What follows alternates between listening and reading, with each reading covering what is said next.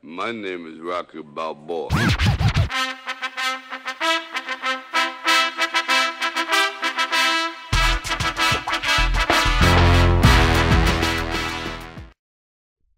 Hi there, and welcome to my premiere review. For my first review, I thought I'd do a movie which, um, in all honesty, is like a huge pop culture sensation. Even today, people are still talking about it, and it's Rocky. Now, I'm gonna start by doing the first one, and then I'm gonna do the second one, third and fourth, fifth, and then finally Rocky 6.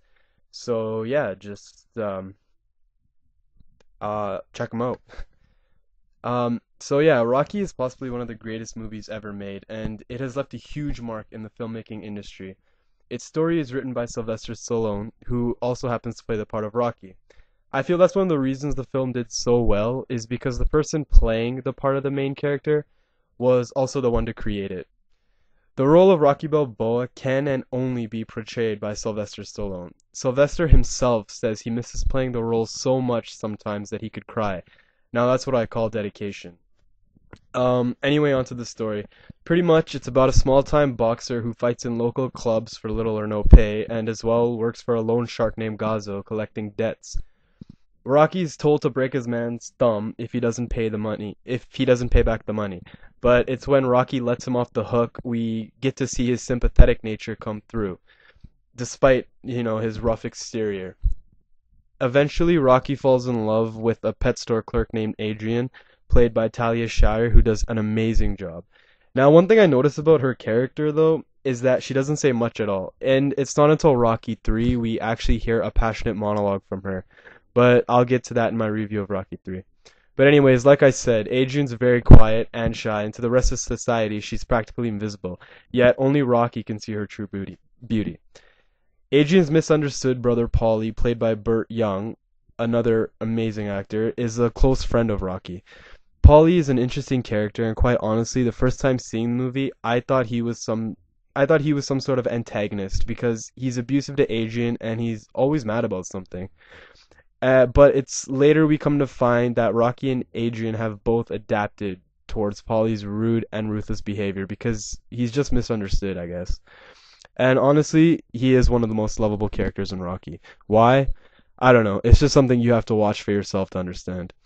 Now, as Rocky's relationship with Adrian grows, heavyweight champion Apollo Creed comes to Philadelphia to have an exhibition match and fight an unknown local. And who does he pick? Well, none other than Rocky. But why does he pick Rocky? Well, it's because of his nickname, the Italian Stallion. Now, I just want to point out that that nickname goes back further than this movie, and Sylvester Stallone actually was in a porn flick before he made Rocky, and the movie was called The Italian Stallion. Yeah, that's just a little history lesson on, you know, Stallone's previous porn life. Anyways, Rocky is hesitant at first, but reluctantly he accepts the challenge. Now this is where Rocky is approached by Mickey Goldmill, who is played by Meredith, whose acting career goes way back. But anyways, Mickey is a grouchy gym owner who approaches Rocky and asks him if he could be Rocky's manager. Now, this scene to me is amazing. Why? Well, because this whole time Mick has been treating Rocky like a bum and even tells him he's a bum near the beginning of the film. And now that Rocky's given a chance to fight Apollo, Mick comes to Rocky to help him. Rocky, trying to keep his pride at the beginning, declines Mickey's help and gets quite irritated and starts yelling. After Mickey's halfway down the street and Rocky's done yelling, Rocky then runs after Mick and accepts. Now, me describing this scene isn't as good as actually seeing it, so yeah, just check it out. It's pretty good. So now it comes time to fight. Now it comes time to train for the fight, and Rocky's unorthodox method of training is hitting sides of beef in a meat factory where Paulie works. This scene is probably one of the most memorable scenes in Rocky because it's just so cool. Finally, it comes time for the training montage, which shows Mick training Rocky for the fight in different sequences, all to the song Gonna Fly Now, composed by Bill Conti, who does all the composing in the film and future Rocky films, excluding 4. The montage ends with Rocky running up the steps of the Philadelphia Museum of Art where he triumphantly raises his arms against the Philly skyline. This is the most memorable scenes in Rocky and actually the most memorable scenes in film in general. It captures the heart of men who are willing to go the distance. It's really something you got to see. I can't explain it all too well. It's if you've seen the movie, then that's just an amazing scene. But now comes time for the fight. Although it isn't the best fight in the Rocky series, it sure as hell leaves you with a lasting impression when it's done. It's a movie which satisfies and leaves you with a good feeling at the end. And if you've seen The Karate Kid and you liked it, and you haven't seen this movie yet, then hurry your ass up and watch it. It's also by the same director of The Karate Kid, John G. Avildsen, who won an Oscar for Best Director of this movie.